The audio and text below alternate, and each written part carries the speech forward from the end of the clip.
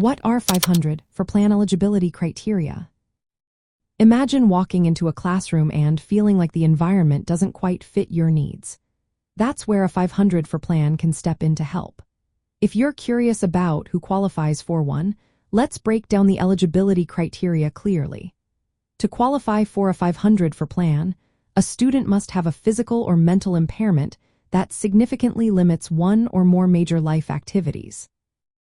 Major life activities include things like learning, thinking, eating, sleeping, walking, and concentrating.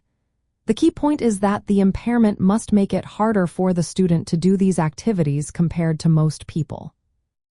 There isn't a specific list of conditions that automatically qualify a student for a 500 for plan. Instead, the focus is on how much the condition impacts the student's daily life and school participation.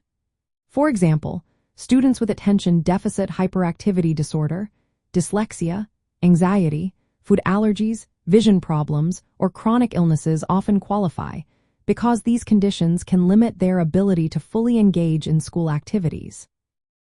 The process to determine eligibility involves a team of people, including school staff, parents, and sometimes the student.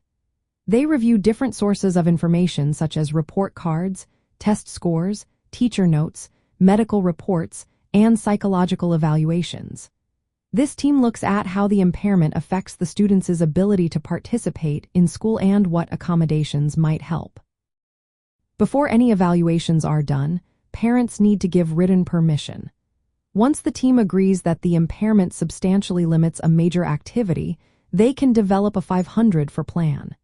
This plan will specify accommodations like extra time on tests, preferential seating, or the use of assistive technology.